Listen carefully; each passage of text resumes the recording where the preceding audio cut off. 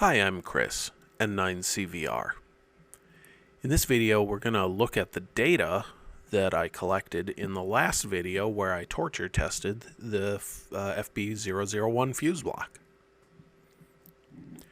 So what I've done here is compile data, and you watched me taking this data in real time in the video. But basically I've got all the switch numbers. Notice 1 through 4 are grayed out because I happen to know here, let's find the amperage. These amperages are less than something that my Yaesu 991A can put out. In fact, it puts out right about 11.5-ish amps, something like that. So I didn't bother for the video. I knew those were going to be fine. I wanted to start here and kind of shorten up the test. While we're talking about amperages, I'd like to point out there is amps and then there is amps actual. Turns out toward the end of the video, I took a voltage measurement at the input to the fuse block, and I got 11.96 volts. The car was putting out 13.8, so that means the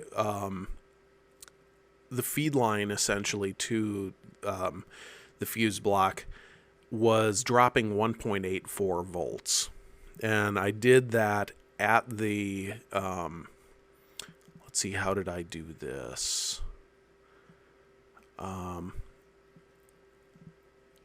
13.8 minus this. Okay, that's how I got this. Yeah,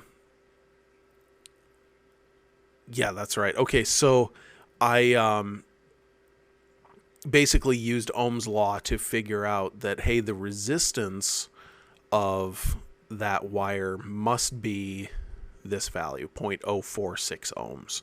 Kind of makes sense. Not a ton of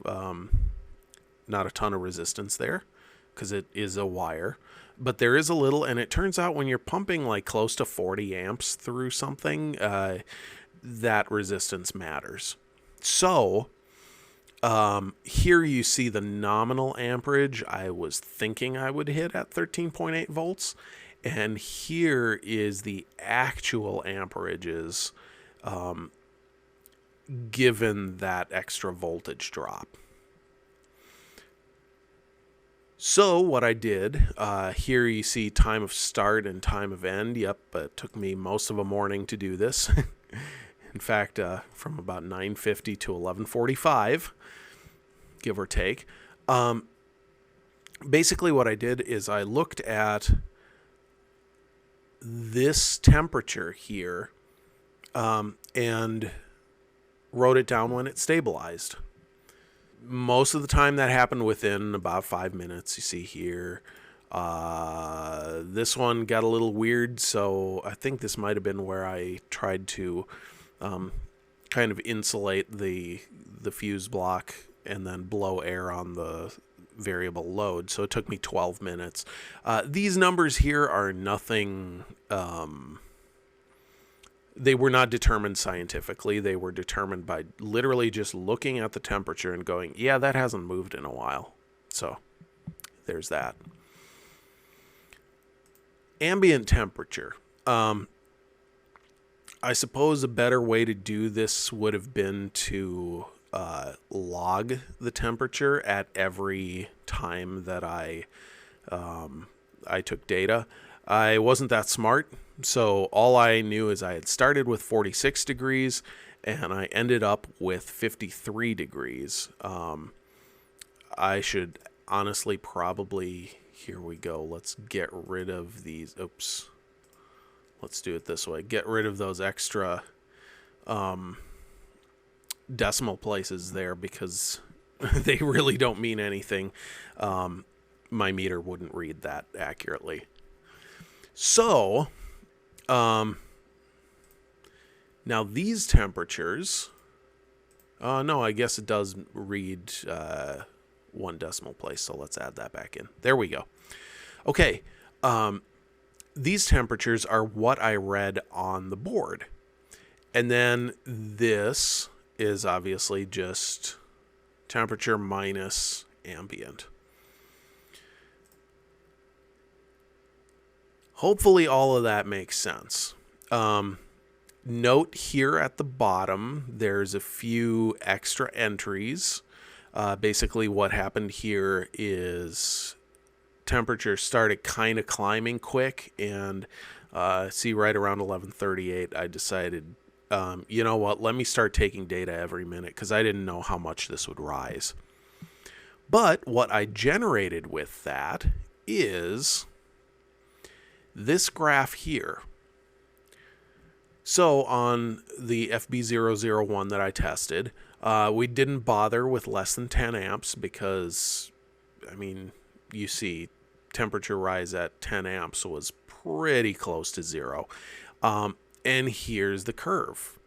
So you could see, I'd say right around 30-ish amps, maybe just a hair less. You're really starting to ask for a lot out of the fuse block.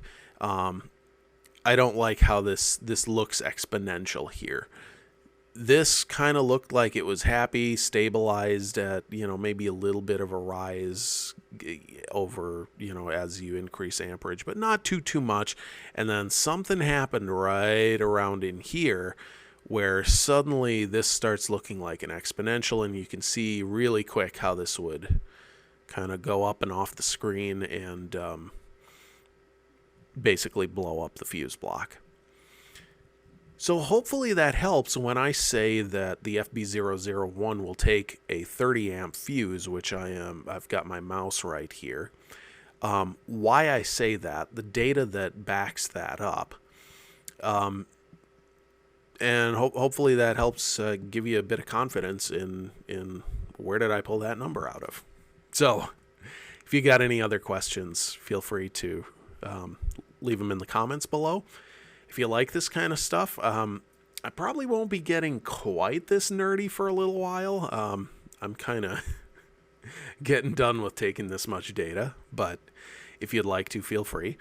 Hit the subscribe button. If you do that, make sure to hit the notification bell, because you won't see what I upload otherwise. And we'll see you on the next video. 73.